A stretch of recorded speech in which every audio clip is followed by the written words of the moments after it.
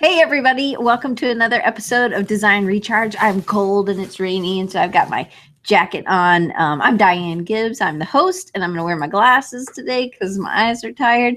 And I am super excited to have, I've been stalking Ryan for years now, I think. So now I'm finally excited to, I know all about his kids and whatever, but we haven't ever, we met when we did our chat or whatever. But we're going to talk to Ryan Hamrick, and he's an amazing letterer. He's an entrepreneur. He's just a really neat designer. So I'm excited. Thank you so much, Ryan, for being here. Thanks for having me. My stalking dream comes true. Yay. I'm just kidding. I was wondering when you were going to ask me on the show. I've seen a lot of my friends doing it, so I was like, yeah, when you finally reached out to me. Well, Ryan, I really was like, oh, look at all this cool stuff. And you were always on my list, but maybe some people just make me more nervous, but I shouldn't have. Yeah, I'm a stalker. Oh, it says your name. I don't know. Anyway, you might want to write your name next to what you say. So I will keep warm, Sarah. Okay. But your work's just rocking awesome. And so I'm super excited. So tell us a little bit about, we were just talking about this. So tell us a little bit about your background and then where your interest for design and specifically lettering kind of began. Sure. Well, I've always been kind of interested in design and art. Drew a lot as a kid, had ideas of starting comic books with friends and stuff in school. But I kind of just put that all on the back burner when I started a family pretty young and started working full time. Kind of dropped out of school about a semester and a half into it and decided I was going to do it on my own and save up money, which was kind of silly at the time. But I managed to get myself into wireless retail management. I started out with Sprint and was managing one store for them and kind of built that up with experience to managing a bunch of different wireless stores for different carriers, Verizon, Sprint. And when we actually moved to Pittsburgh about about 6 years ago, I had to leave the job that I was at. Now I couldn't transfer or anything. So I decided I would just stay home for a while and find the right thing there in Pittsburgh. And that never really happened. So I started writing freelance for a bunch of wireless tech sites. That's what I had been doing. I knew everything about all the phones and everything that were coming out. And so I started writing about them, covering wireless news and reviewing apps and stuff like that. Ended up being an editor-in-chief of a site for a while. And then from there, I decided, you know what? There's not enough good-looking Twitter apps on BlackBerry. I was using BlackBerries at the time, and it mattered to me. Not anymore. But so I decided to design an app. And I designed the entire BlackBerry Twitter app without knowing anybody that could build it, without knowing anything about building it myself. And then finally found somebody to build it with me and become a partner with me and do that. And it's actually still one of the top selling BlackBerry apps on the BlackBerry platform, which doesn't really amount to a whole heck of a lot compared to like iOS stuff. But so that was my first foray into design. And that was kind of the first time I had really done anything professionally with it, or professional is like a loose term. It was pretty bad. But and then I knew nobody in the design industry at all whatsoever. I knew nobody in Pittsburgh at the time. We had no family there or anything. We just moved there for my wife's job. And so that was kind of like my first toe dip in the water of design, and got involved with Dribble and stuff and using that and trying to kind of build an audience there, and didn't actually discover really what lettering was all about until then. And this was like probably 4 years ago. And so, man, you took it by storm then. So you really wiped them clean with it then. That's awesome. Yeah, I'm getting a phone call. That's weird. I see her on the show. No, I'm just kidding. It's your mom. What are you doing on TV or whatever? So yeah, that was kind of like a weird segue from tech into design, and then what ended up being lettering kind of took over all my work at that point. So yeah. So for lettering, you saw stuff on Dribble and you were attracted to it. How was your handwriting at the time? Horrible. It still is. If I went really slow and really focused on what I was doing, I could write okay. but I've never had great handwriting. I actually write in all caps and really sloppy when I write. And yeah, it's absolutely nothing like what I do when I draw letters. But yeah, it's pretty rough. So what drew you to lettering? So what was it that kind of like, oh, I've got to do this? Sure. I think if I remember right, one of the first things that I saw online that really just compelled me to try my hand at it myself was a skateboard deck by Simon Olander. He did a New York skateboard. It was black with like white lettering, and it had really cool like almost like half-tone shading and stuff. And it just really stood out to me and made me just say, you know what, this is something that it might not go well. It might be horrible, but I'm going to try my hand at this and see what it's like. And then after that, I found people like Sergey Shapiro, Rob Clark, Jed Palmer, a couple of my early on guys that I really latched onto and started following along with and trying to interact with and kind of build relationships there to learn some things and just try and glean some of their amazing talent for myself. And yeah, just it started out very, very rough, and I hadn't drawn really for years and years at that point. Anything design related that I was doing was all UI design and stuff. So yeah, it was slow going, but I just decided that it was something that I really, really enjoyed and was going to make work no matter what. Right. Well, so did you, with lettering, because I think most people are like, oh, I don't have good handwriting, right? Or I'm, so I think honestly, it was just that, hey, I see that, I can do it. Did you know how big lettering was when you got started? Because 4 years ago, it was still pretty big. You know, it wasn't completely new, right? Yeah, it was kind of a thing, but it wasn't quite like it is now. There was definitely far fewer resources available for learning this stuff. The people that knew it kind of seemed to have studied it in school or had been to the big name workshops and stuff in New York or whatever. And it was very tough thing it seemed very unattainable as far as the knowledge goes for how to do this stuff.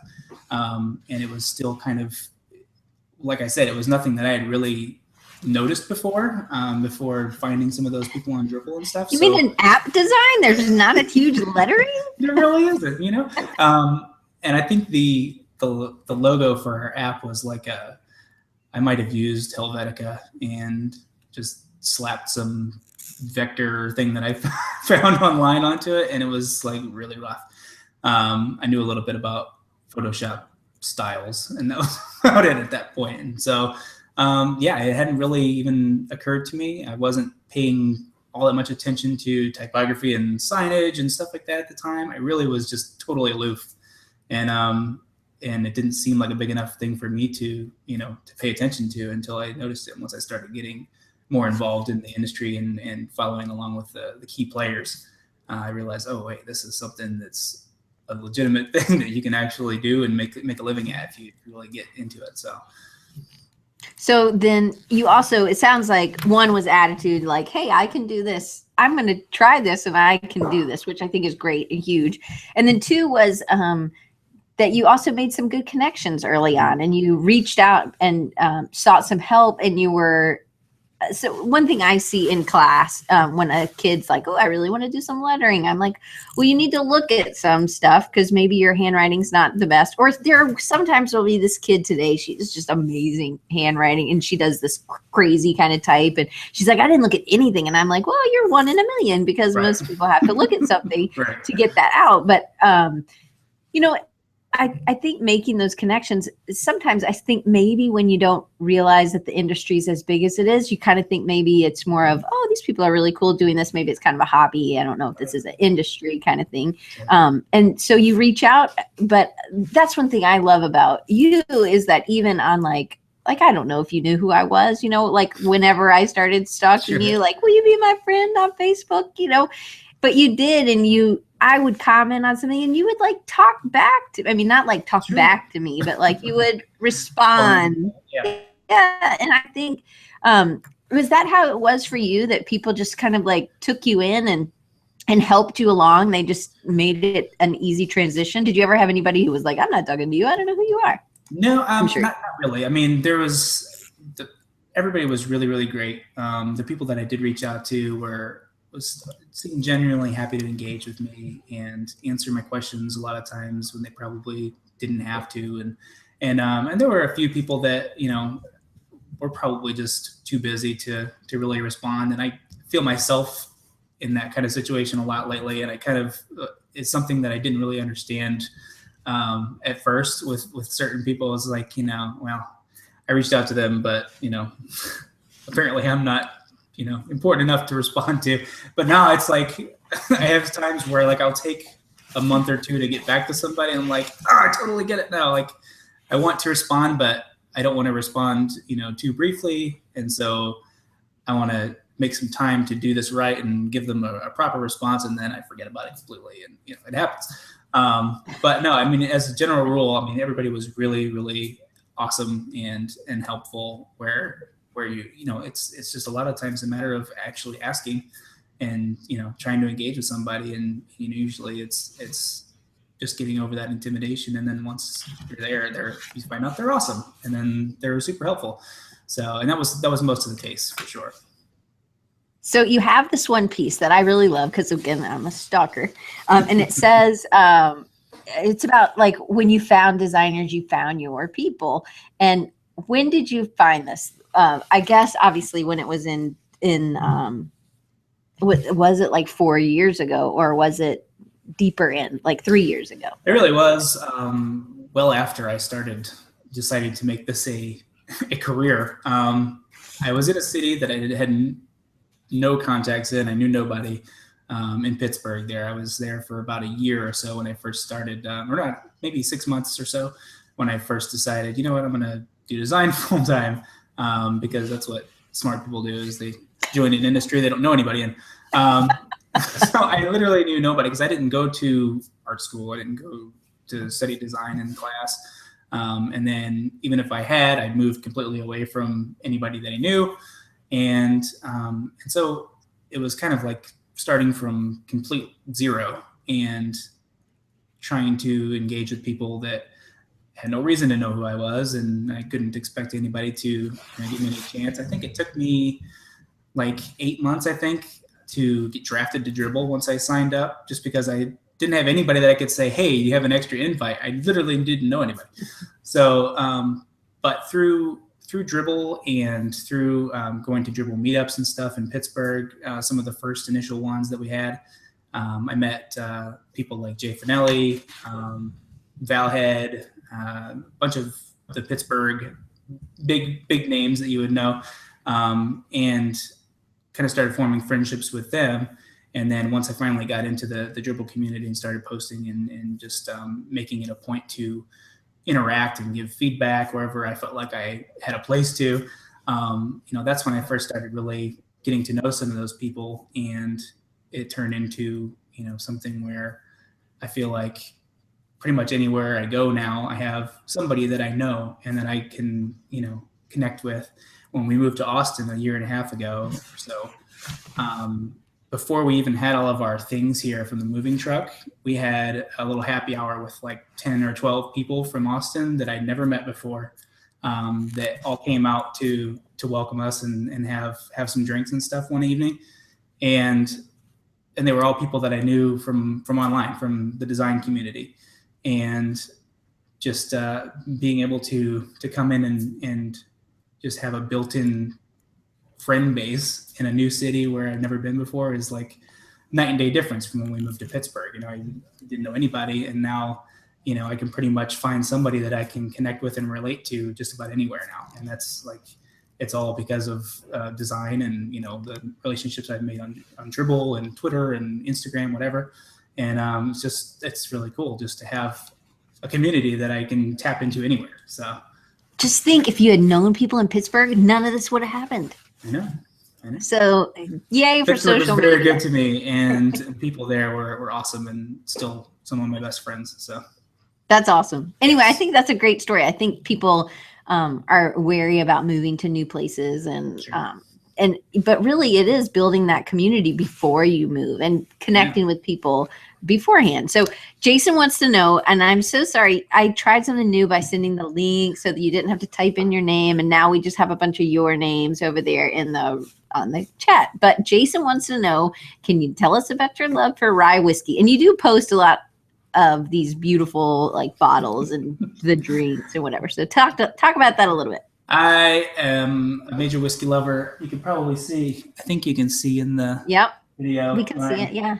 Collection of bottles here. I think I've gone through about 32 different kinds. I'm trying not to buy the same one twice if I don't have to.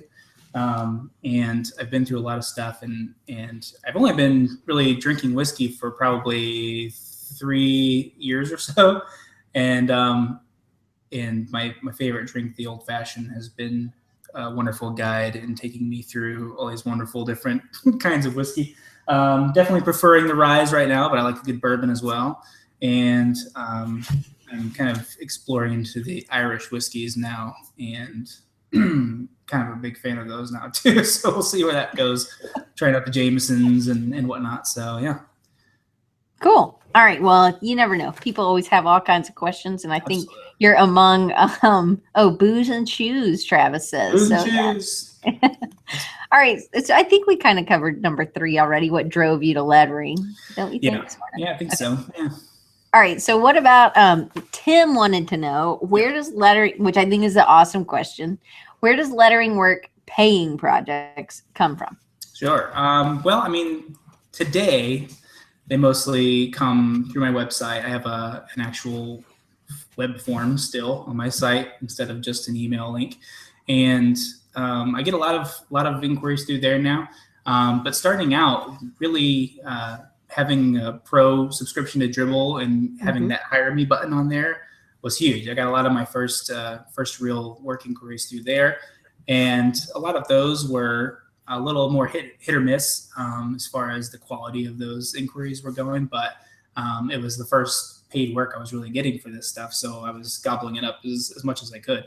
And I was getting a little bit of a mix because I was still posting a mix of like UI stuff and lettering things on Dribbble at first.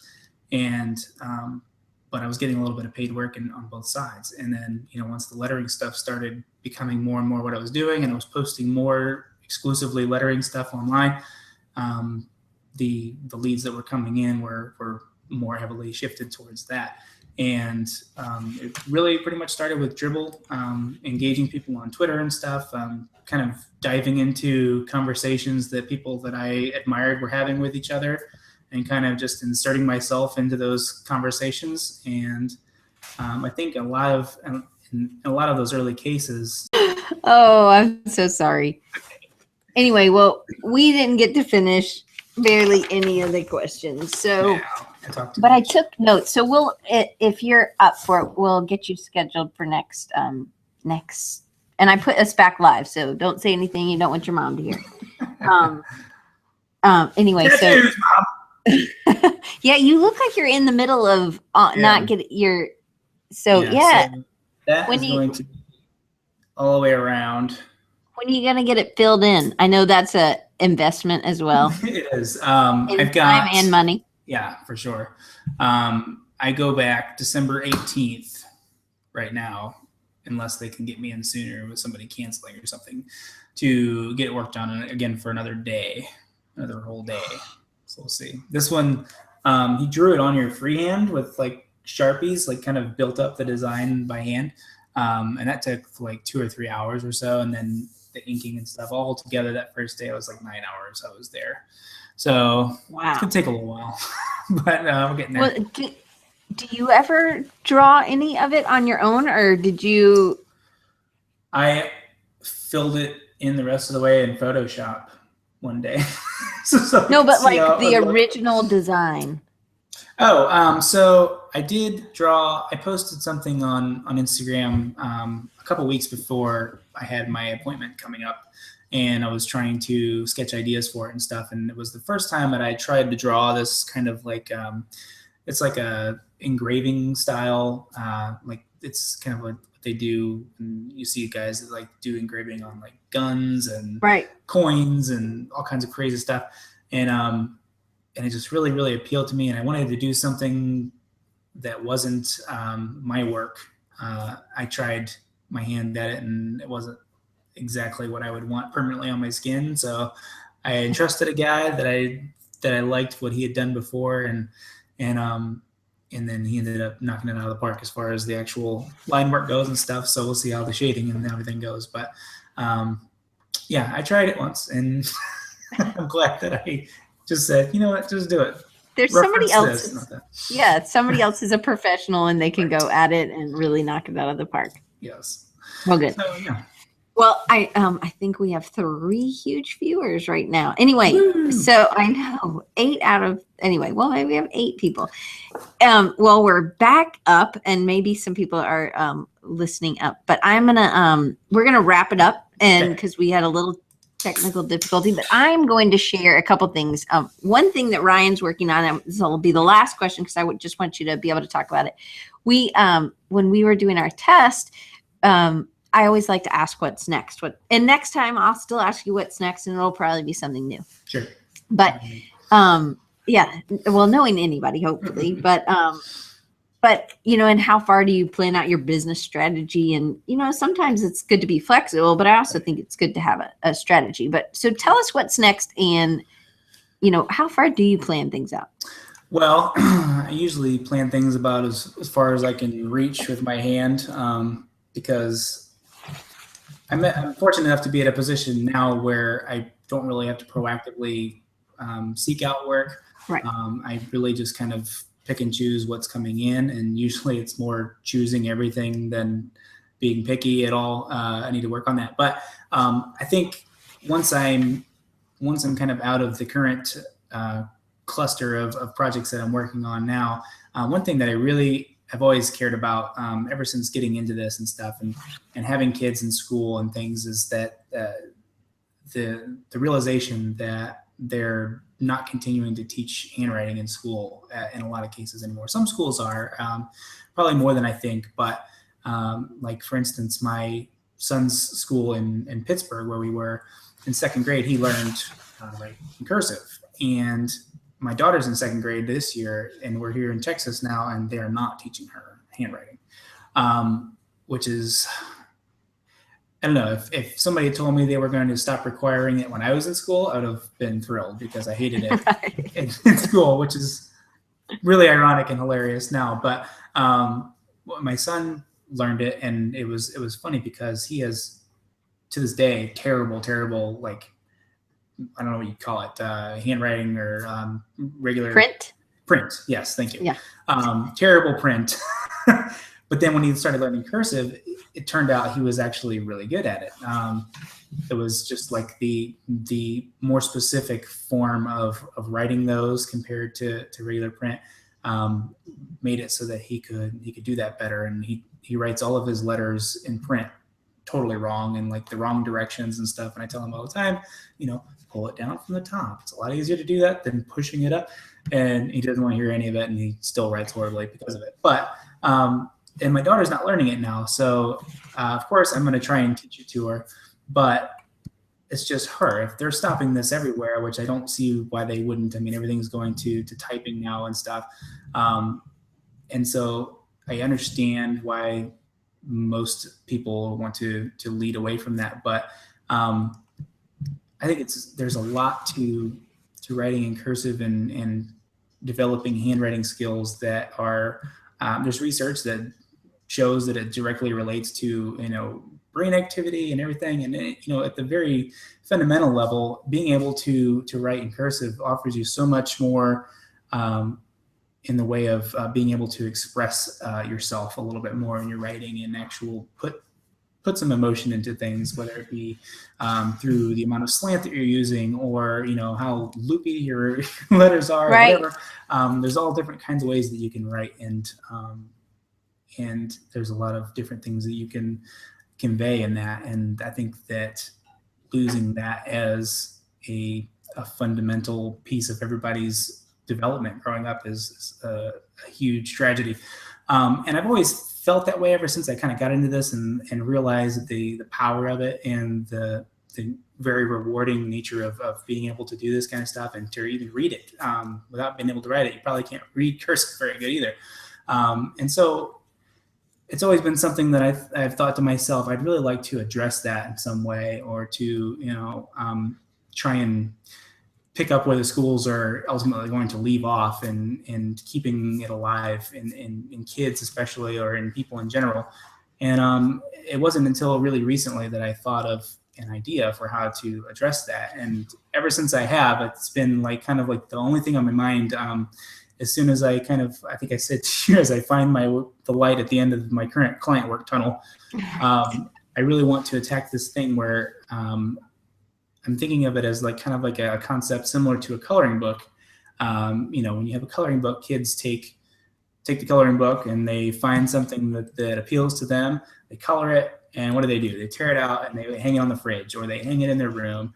And I think that having something that would help you along the path to creating a cool piece of lettering that would be very kid focused as far as themes go would be a huge it would be huge with kids, and it would be a fun way to make really cool signs and stuff for yourself that you could take out and have a piece of artwork, and at the same time build that muscle memory and learn how to write these things. And maybe on one side it could say what it says, because reading cursive can be tricky at first, and then the other page is the actual piece, and then they can kind of trace over a certain kind of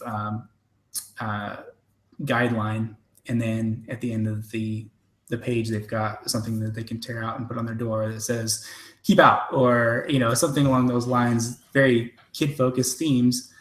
And then maybe eventually that turns into a more grown up version of it, to where people can also learn, that are wanting to learn lettering professionally, or what have you, learn how to do the various swashes and flourishes and stuff that are usually the thing that really plagues people a lot. So I think that it's something that could start as a way to really address that issue of picking up where the schools are leaving off with cursive and keeping that alive, and then maybe turn into something that could be a useful tool for anybody. So it's really got me really hyped up about it, and I'm really excited about figuring out the best way to approach that and to present it, and finding some people to help me make that a reality. So look out for that. Hopefully before too terribly long, if I can kind of clear my weeds a little bit here and get out of the fog Right. of everything that I've got going on now. So very excited about that as being my next thing. And so I shared that link, and it's over there, and it's just an Instagram image, and it's showing like a really zoomed in, and there's a little dot for where you start, and it's green, and then and you go through and you follow the dotted line, and then a little dot for where you pick up your pen, I guess, to the mark. And I when I was a kid, I used to think cursive was like a different language, so I definitely wanted to learn it. Yeah, it's a lot of fun, and when you're a kid, maybe it's not the most fun, but maybe in a form like this, where it's like a coloring book, kids might not think that drawing is fun. I mean, I think they pretty much universally do, but they might not end up with anything that they're like super duper proud of, but a coloring book gives them a structure to kind of make something that they're really proud of. And whether it's really terribly creative or not, it's teaching them like how to color things, and how illustrations are kind of structured and stuff. I mean, really, if you're looking at it that way, I mean, you can kind of learn a lot about character illustration and stuff from looking at coloring books. So there's a lot of subconscious learning going on there that I think could also apply to this. And this could be a way where if it's transparent enough on the paper and light enough to not show through their crayons or their markers or whatever, but still, be a helpful guide, then it could be really cool and end up giving them something to use like they would with the coloring book. So yeah. But a little bit older, like if you're, I usually think of like coloring, and I guess I probably colored through, I don't know, maybe I was a late bloomer, but I think of like this is like for older kids coloring, and I always give like I don't have any nieces or nephews, but my best friend has 2 little girls, and I always give them like crafty or coloring or whatever. And one of them's 12, I think, or 13. Well, she'll be 13 this year or next year, whatever, you know what I mean. But she loves that stuff even still, because I have gone to that. And I told you about this earlier, the adult coloring books, not like creepy adult coloring books, but the coloring books that are more and things like that. Yeah. And you talked about that when you said lettering really became this thing for you. And I told you the meditative, right? And I think a lot of people are using that in the same way. And I think a lot of people would be interested in lettering, but they feel like, oh, I have such bad handwriting. And I think that, to me, I would totally buy this for myself. Yeah, sure. And I had a lot of, I have a close circle of friends that I, talk with frequently, and I showed them some of the early ideas for how to present that guide and those lines and stuff. And they were really helpful in pointing out a few things that were, kind of could be improved and stuff. And I think that the way that it's presented is going to be very important, because yes, the typical age that they start teaching this stuff in schools that do still teach it is around that 2nd grade mark. And I think that that's a pretty good time where kids start to really be able to follow more specific instruction and follow a guide or something like that, where learning cursive starts to be a little more feasible than like with anybody younger. But I'm also very interested in finding a way to present this to where it could be something that somebody even younger could use, something where the design and the interface of it, I guess, for lack of better words, is that it's something that's very familiar and very obvious without being, so simple that it's like, okay, well, there's nothing special here, and finding that balance, I think is going to be huge with how successful this is going to be. So really interested in really kind of dialing in the very best way to present it. So I wonder if your son is pressured to do better in cursive, because that's kind of what you do. And with his print, I think our brains aren't built, like we don't always develop at the set. That's what a 3rd grader does, or that's what a 1st grader or kindergarten. So he was just making the marks, and now he's learning when his brain can actually, or when he was in 2nd grade, he was learning that, and he could actually take it in, like, oh, you do it like this. And I think everybody learns at different stages. So I really think this is neat. And I think it's super sucky that schools aren't teaching cursive anymore. Yeah. And I think that, I think a lot of it boils down to the fact that, I know that they kind of vaguely describe how you should form letters when printing, but it's nothing like with cursive where you're like, okay, this is the way that you do it. It's more focused on the shapes and recognition and stuff, and rather than how to actually draw those letters. The path. Right. And so, and with cursive, it being, kind of a little bit more structure to that, and something that's more taught alongside that, gives you like the best way to do it. And that's where he was able to, perform a lot better with that than other. Now at the school he's at now, they don't require it ever. So he's probably lost it all. But maybe not. It is. Yeah. Hopefully I can rekindle that a little bit. So. Yeah. Well, Ryan, thank you so much. I'm going to share ways for people to connect with you right now. Sure. So they can always get to your website, and obviously you have the stuff on your contact form, but it's just ryanhamrick.com, and I'm going to put it over there in the chat, but I always like to say it too, so that people who aren't people who aren't seeing the chat, I guess. And then on Twitter, while frozen, I went through a lot of this, so still seeing me, then they heard my little monologue where I kind of talked freely. Oh, I'm sorry. So I'm going to repeat it again. It's good. You weren't using the adult talking, right? No, I was talking like an adult, but not adult language. Okay. And then Twitter at Hamrick, and then but Instagram, is that Hamrick also? Is that something different? It's still Hamrick pretty much everywhere. Yeah. Okay. Yep. All right. Well, good to know. And then I think, I was that Instagram again. So check out Ryan if you don't, and also follow him on Dribble too. And just thank you so much, Ryan, for being here. And I'm sorry about the weather. We're having a tornado watch Lovely. warning, which is the worst. The not worst Watch one is when is what it's we're actually probably happening. been spotted. Yeah. Yeah. So we're just in a warning like all day. So I'm not sure why. Yeah. But anyway, thank you. And Thank I you so am much, planning on changing. It'll be a different format next time. So hopefully I'm going to test out a bunch over Christmas or December, and we'll be on the new platform starting 2016. So if you want to get contact with me, you can always contact me at diane@designrecharge.org, or you can follow me at Design Recharge pretty much everywhere else. And I will see you guys next week for our second to last of 2015.